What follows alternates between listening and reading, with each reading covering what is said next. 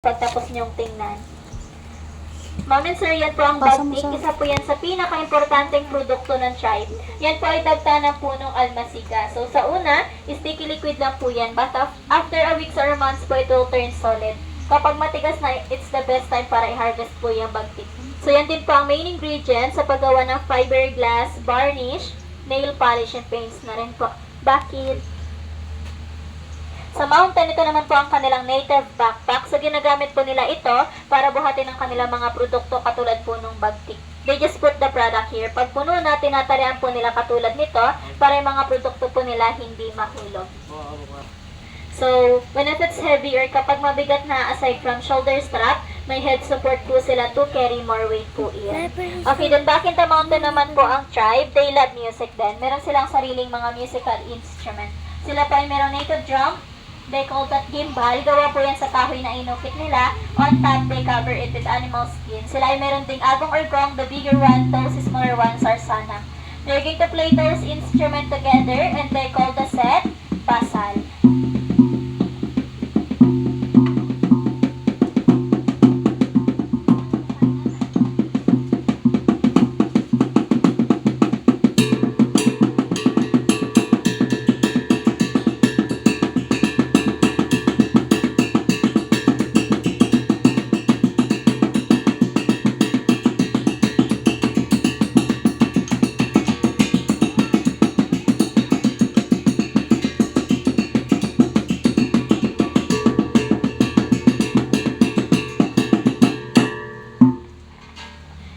Okay, so here naman po, hindi sila sumasayaw to entertain guests or visitors kasi po, tribal dances are rituals which mean sacred. So they just dance lang kapag may ritual events like if they have weddings, good harvest, and prayers. Then before ang arrival ng mga modern na gitara, ang Palauan tribe ay may sariling two-string native guitar. Yung gitara po na yun, that's considered as one of the first guitar dito sa Pilipinas. They call that Kudjapi or Kudlungan. So they're going to play a music now, and it's Boget song, which means bird song.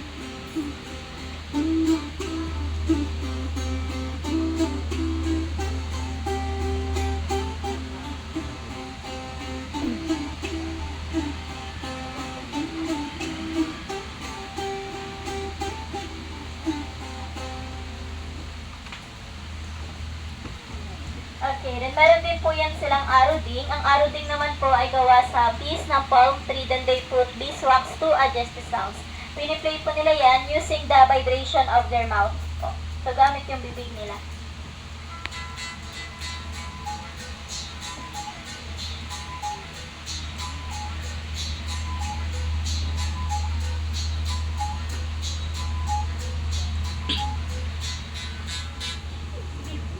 Okay, then back in the mountain naman po, aside from they are music lover, yung Palauan tribesmen, hunter-gatherers din. Hunting animals is their source of living in the mountain, part na po ng diet nila yan. Sa mountain po, usually naghahunt din po yan sila ng mga ibon, at meron po silang ginagamit on how to imitate or copy the sounds of their target.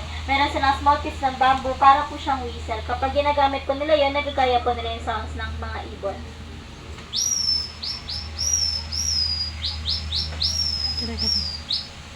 So, kapag yung target po nila ay visible na, they just need to ready their sapukan. Ngayon po, tingin kayo din sa my drawing dahil yun po ang kanilang target.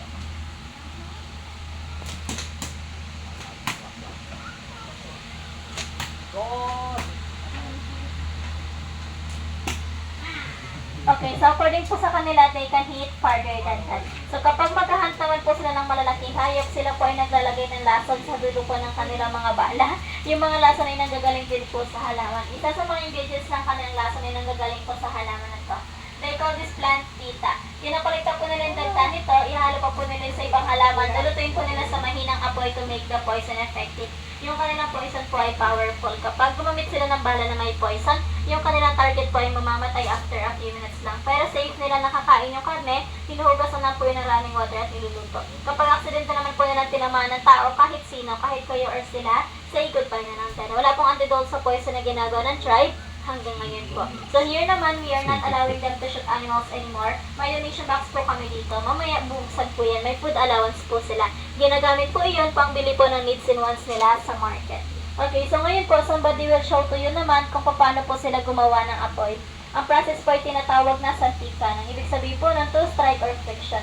At ang materials po nila ay piece of metal or bakal, buhay na bato po or plain stone, native cotton, and dry grasses. Yan, sabi ko, kahit maliis. Hindi ka balalo.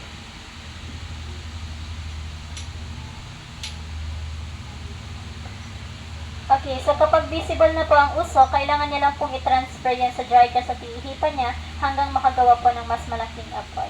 So hanggang ngayon, ginagamit po nila yung way na yan. At kahit yung mga bata po, tinuturuan din nila how to make fire, how to hunt animals. Part na po ng training pang survival nila sa mountain. By the way, Mami Sir, since school vacation po ngayon, may mga estudyante po kami pumunta dito to participate in this livelihood program. Pero pagpasokan na po ulit, uuwi din po sila para mag-aral. So, basically po, yung mga new generations po ng tribe ay nakakapag-aral na rin. Sa mga public schools lang din po sila nag-aaral, sa ilan din po sa mga locals. Okay, and then, yan naman po ang ilang nila sa mountain. Ang 1 foot po niyan, tumatagal po ng 3 to 5 nights. Yan po ay tagtanan po na at binarot lang ng dahon.